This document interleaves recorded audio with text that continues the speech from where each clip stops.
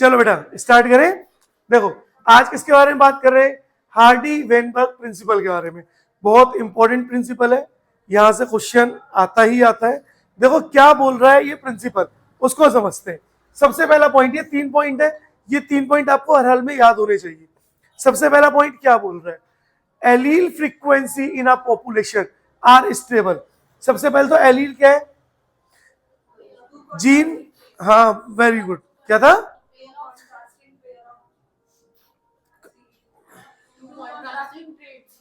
To contrasting traits है allele, है ना। दैट मीन्स अगर एक जीन है, जैसे हाइट की जीन है, तो हाइट की जीन क्या करेगी? वो दो तरह की एलील बनाएगी, या तो रेसेसिव बनाएगी या फिर डोमिनेंट बनाएगी, है ना।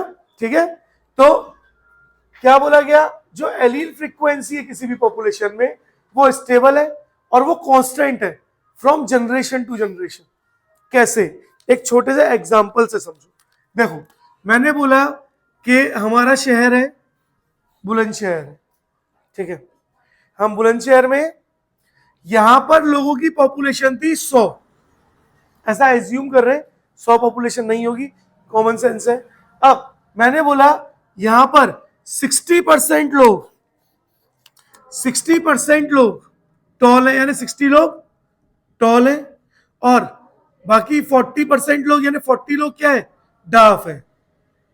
डाफ है या फिर आप बोल सकते हो शॉर्ट है, ठीक है। अब इन्होंने क्या बोला? इन्होंने बोला कि जब जनरेशन आगे डिवाइड होगी, यानी जनरेशन आगे बढ़ेगी, तो स्टार्टिंग में देखो रेशो कितनी है? 60-40 की। यानी अगर मैं रेशो की बात करूं, रेशो यानी फ्रीक्वेंसी, है ना। रेशो का मतलब यहाँ पे क्या है? फ्रीक्वेंसी, है ना। तो अगर मैं फ्रीक्वेंसी की बात करूं बेटा, तो फ्रीक्वेंसी क्या होगी? 60:40 होगी, यही फ्रीक्वेंसी होगी। अब 0 से 0 कट गया तो एट द एंड कितना आएगा? 3:2 आएगा। बोलो क्लियर है? अब देखो इन्होंने क्या बोला, अगर फ्रीक्वेंसी फिक्स है तो अब वो फिक्स ही रहेगी हर जनरेशन में।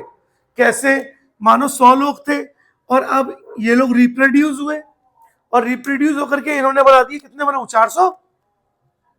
इन्होंने बना दिए 400 लोग। तो बोला गया कि बताओ टॉल कितने? 400 लोग हो गए। पहले 100 थे तो 60 लोग टॉल थे, इन्होंने बोल दिया 400 लोग हैं तो टॉल कितने? तो कैसे बताओगे? इधर चाहो तो इधर आ जाओ। तो कैसे बताओगे? देखो रेशो कितनी है? 3:2। तो कैसे निकालते हैं कभी भी प्रोपोर्शन? टोटल 400 लोग थे, 400 लोग थे, 3 और 3 + 2 = 5, ऐसे ही निकालोगे।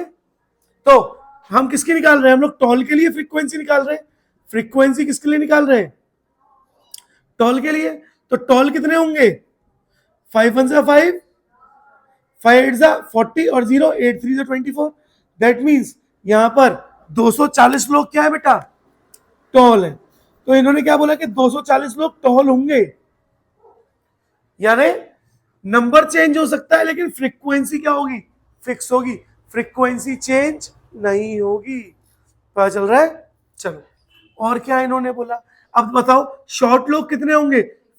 160 लोग क्या होंगे? शॉर्ट होंगे। 400 में से 240 को माइनस कर दो। पता चला? दैट मीन्स हार्डी वेनबर्ग ने क्या बोला? इन्होंने बोला कि भाई जब भी कभी भी कोई भी एक जनरेशन से दूसरी जनरेशन जा रही है किसी भी एक ज्योग्राफिकल एरिया में, तो वहां पर जो एलील की फ्रीक्वेंसी होती है वो क्या होती है? वो कांस्टेंट होती है। पता पड़ा? तो फ्रीक्वेंसी क्या होगी? कांस्टेंट होगी। बोलो क्लियर है? तो पता पड़ा? पहला पॉइंट यही बोला है ना, allele frequency in a population are stable and is constant from generation to generation. 400 के अगर 800 हो गए तब भी वो क्या हो जाएगी? कांस्टेंट ही रहेगी।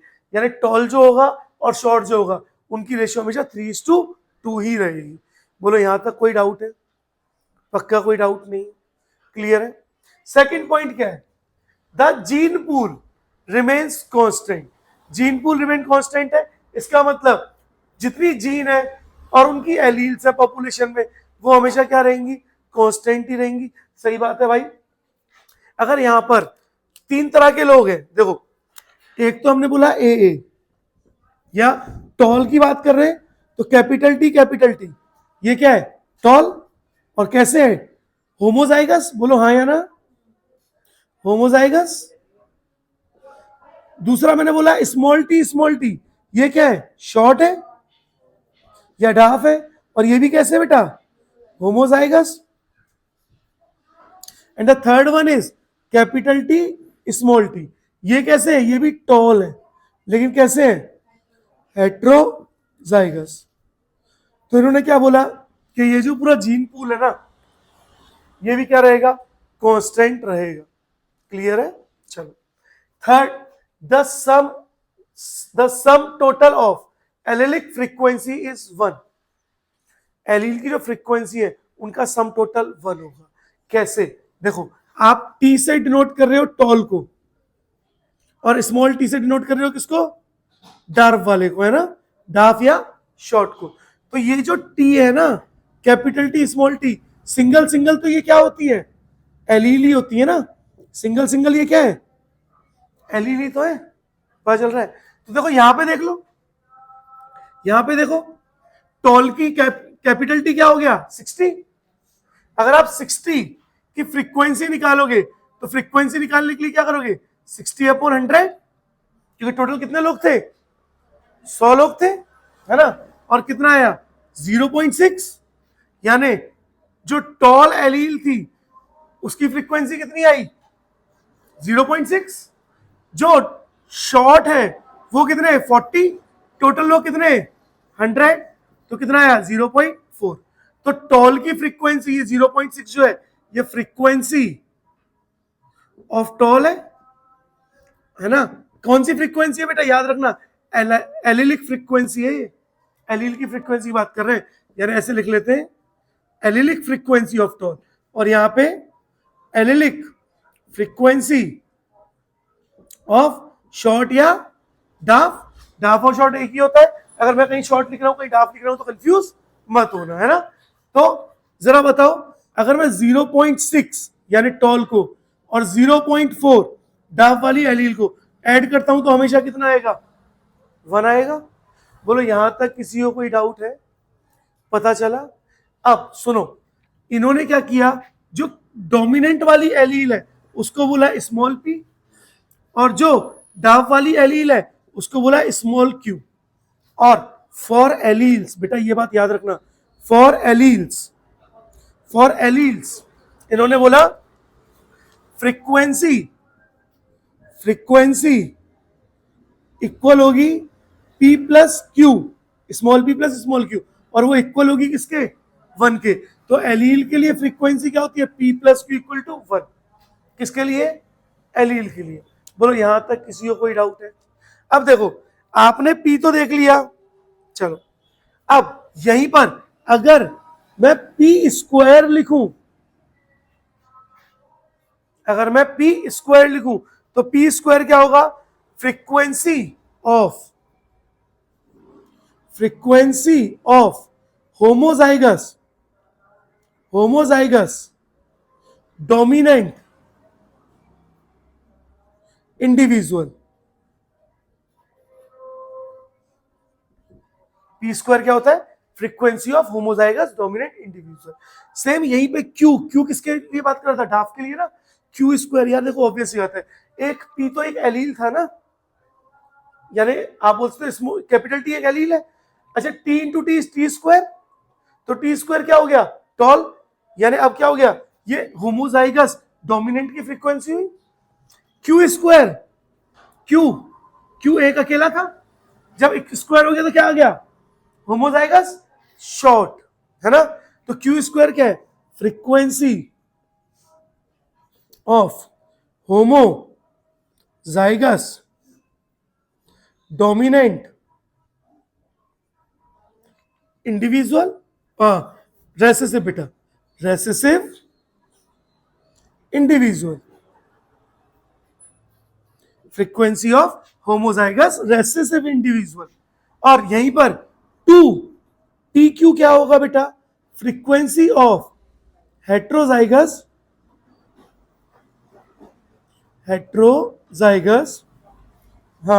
जाइगस dominant individual, heterozygous dominant individual. अब ये P square Q square 2p कहां से आया? तो देखो अभी मैंने आपको एक वीडियो दिखाई थी जहां पे वहां पे यही तो बताया गया था कि अगर ए अगर यही तो बताया गया था, देखो हाँ हंसने की क्या बात है, ए प्लस बी का होल स्क्वायर किसके इक्वल आता है? A square plus 2ab plus B square. ये 2ab एक्स्ट्रा आ गया ना, 2ab एक्स्ट्रा आ गया ना। हाँ तो देखो इसी को हम पी और क्यू के टर्म में लिख रहे हैं बेटा, क्योंकि आपने ए प्लस बी का होल स्क्वायर तो पढ़ा हुआ है, बेसिक मैथ है, सबने पढ़ा हुआ है। चलो तो हम इसको नहीं पढ़ा तो कोई बात नहीं, अब पढ़ लो। पी प्लस क्यू का होल स्क्वायर क्या हो जाएगा बेटा? P square plus 2pq plus Q square. दिख रहा है बेटा? बोलो बच्चों ये बात पता पड़ी? और ये भी किसके इक्वल होगा? ये भी होगा इक्वल टू 1। किसके इक्वल होगा? Equal to 1। ये इक्वेशन आपने पढ़ी है ना बेटा? हाँ अब देखो सुनो, पी स्क्वायर क्या है? P square frequency of homozygous dominant individual, allele नहीं बोल रहा हूं मैं, होमोजाइगस इंडिविजुअल बोल रहा हूं। तो पी होमोजाइगस इंडिविजुअल, यानी ऐसे लिख दूं frequency of dominant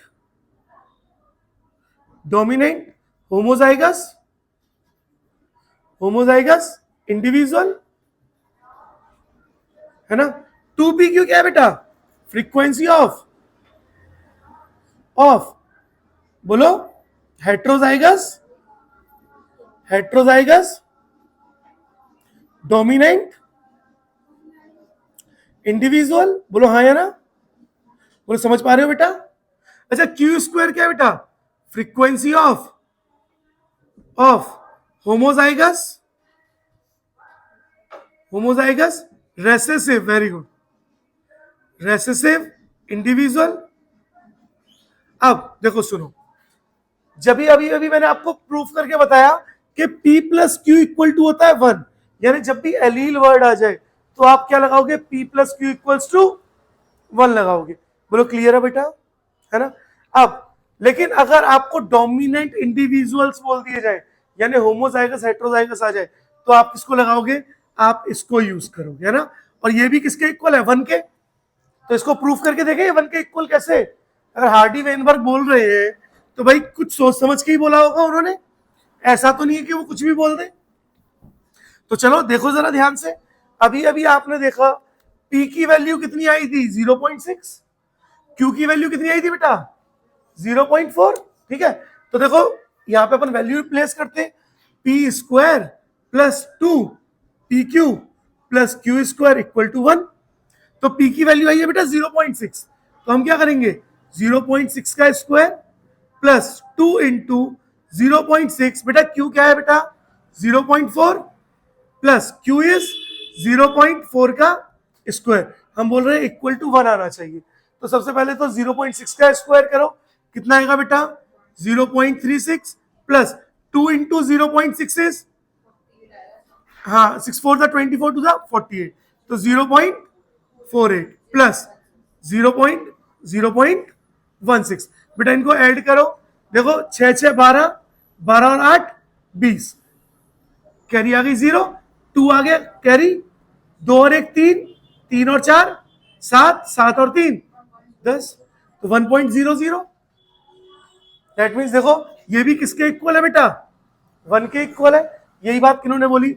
Hardy Weinberg ने बोली। अब एक क्वेश्चन देखते हैं, क्वेश्चन से हम ये देखेंगे कि क्या हम इनको अप्लाई करना सीख पा रहे हैं, है ना। ये तो हार्डी वेनबर्ग ने जो बातें बोली वो तो हम सीख गए, हम समझ गए, लेकिन सिर्फ समझना ही काफी नहीं होता है, उन चीजों को हमें अप्लाई करना भी आना चाहिए। तो चलो अप्लाई करते हैं। एक क्वेश्चन मैं लिख रहा हूं, उस क्वेश्चन को देखते हैं बेटा, और वहां से हम करते हैं ना। देखो क्या क्वेश्चन है मेरा, इसको मिटा देते हैं। देखो मेरा क्वेश्चन है, अभी आपको पढ़ाया है ना, याद रखना, दिमाग में रखना ये चीजें, है ना। अभी आपको मैंने पढ़ाया है हार्डी वेनबर्ग प्रिंसिपल, और उसमें हमारा क्वेश्चन है in a population of 1000 individual 1000 individual 360 belongs to 360 belongs to genotype genotype A genotype A है ना। और यानी ए जीनोटाइप के कितने लोग हैं बेटा 360। देन बोला है 480 to genotype capital A small A. हाँ बेटा वही क्वेश्चन है, to genotype capital A small A and the remains 160 to genotype small A है ना। और आपको क्या बोला, बेस्ड ऑन दिस डेटा, इस डेटा पे बेस्ड होकर के the frequency of allele A in the population, बहुत इंपॉर्टेंट है, आगे खोल के देखो, पॉपुलेशन इज, और आपको ऑप्शन दे रखा है, option number A is 0.7, option number B is 0.4, option number C is 0.5 and option number D is बेटा 0.6। ठीक है, अब देखो सुनो, सबसे पहले ये देखो आपको क्या क्या दे रखा है। आपको 1000 पीपल दिए हुए थे जिसमें से 360 बिलोंग कर रहे हैं जीनोटाइप ए का मतलब आपको पी स्क्वायर दिया हुआ है, और पी स्क्वायर की वैल्यू कितनी है बेटा 360 है ना। दूसरा क्या बोला, 480 बिलोंग कर रहे हैं जीनोटाइप कैपिटल ए स्मॉल ए यानी हेट्रोजाइगस के लिए आप क्या करते हो बेटा 2pq, और इसकी वैल्यू कितनी दे रखी है बेटा 480, दिख रहा है। नेक्स्ट आपको बोला क्यू स्क्वायर क्या था, होमोजाइगस रेसेसिव, वो कितनी दी हुई है बेटा 160, ये दिया हुआ है। और आपको क्या बोला है, आपको पूछा फ्रीक्वेंसी ऑफ एलील ए की फ्रीक्वेंसी पूछी है। ए मतलब ये डोमिनेंट वाला था, दैट मींस आपसे फ्रीक्वेंसी ऑफ पी पूछा है कि पी की फ्रीक्वेंसी क्या होगी। ठीक है, अब आपको पता है, और पी स्क्वायर क्या होगा बेटा, देखो पी स्क्वायर क्या होगा, पी स्क्वायर की वैल्यू हमें कितनी दी हुई है यहाँ पे 360, और टोटल कितने हैं 1000 इंडिविजुअल है, तो 0 से 0 कट गया, और पी स्क्वायर कितना आया 0.36, तो पी इक्वल्स टू क्या आ जाएगा रूट ऑफ 0.36, और रूट ऑफ 0.36 क्या होगा 0.6, that means the value of P is 0.6। बोलो क्लियर है। चलो एक क्वेश्चन और दूं, देखो एक क्वेश्चन और देता हूं। हमें क्वेश्चन बोला है a gene locus has 2 alleles capital A and small a, ठीक है। if the frequency of dominant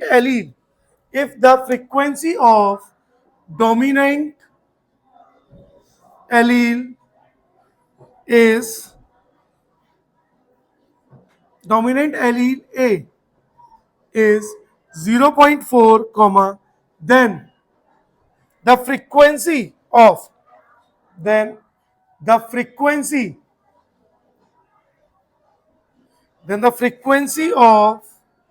homozygous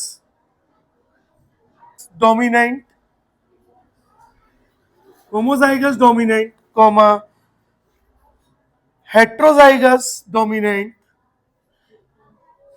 heterozygous dominant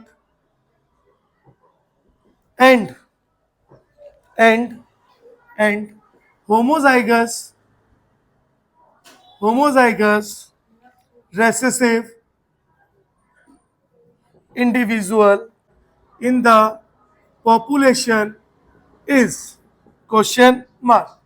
आपको क्या बोला है, देखो क्वेश्चन में, आपको क्वेश्चन में बोला है बच्चों कि आपको फ्रीक्वेंसी दी हुई है डोमिनेंट एलील ए की, है ना, यानी एलील की फ्रीक्वेंसी दी है।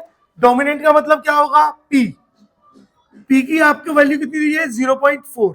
अच्छा बताओ, क्या आपने पढ़ा है P plus Q equals to 1, तो Q की वैल्यू कितनी हो जाएगी 1 माइनस 0.4 दैट इज 0.6। क्लियर है इतना? अब आपसे क्या बोला, होमोजाइगस डोमिनेंट की फ्रीक्वेंसी पूछी है। अब होमोजाइगस डोमिनेंट याद करो, पी स्क्वायर प्लस 2PQ है ना, plus Q square equal to 1 था। पी स्क्वायर क्या था, होमोजाइगस डोमिनेंट, दैट मींस अगर हम पी स्क्वायर की बात करें तो ये क्या था, होमोजाइगस डोमिनेंट। होमोजाइगस डोमिनेंट ही पी स्क्वायर, और पी की वैल्यू कितनी है बेटा 0.4। क्या आप 0.4 का स्क्वायर करा सकते हैं, बोलो कितना आया 0.16। सेम सेकंड क्या बोला, हेट्रोजाइगस डोमिनेंट। हेट्रोजाइगस डोमिनेंट क्या होता है 2PQ, that means 2 into P into Q. तो 2 इंटू पी की वैल्यू बेटा आपको पता है कितनी है 0.4, और क्यू की वैल्यू कितनी है 0.6। तो 6 4 24, 24 2 48, दैट मींस 0.48 आ गई फ्रीक्वेंसी हेट्रोजाइगस डोमिनेंट की। अब यहीं पर हम लोग थर्ड बात कर रहे हैं किसकी, होमोजाइगस रेसेसिव की। और अगर हम होमोजाइगस रेसेसिव की बात करें तो वो क्या होगा बेटा क्यू स्क्वायर, और क्यू की वैल्यू कितनी है बेटा आपकी 0.6 का स्क्वायर, तो कितना आया 0.36। बोलो क्या तीनों की फ्रीक्वेंसी आ गई आपकी, बोलो हाँ या ना। तो इस तरह के क्वेश्चंस आते हैं आपके नीट में, तो आसान है, हार्डी वेनबर्ग प्रिंसिपल क्लियर है क्या होता है कैसे होता है। तो आज इतना ही करते हैं, फिर बाकी नेक्स्ट लेक्चर में पढ़ेंगे है ना, नोट कर लो बेटा।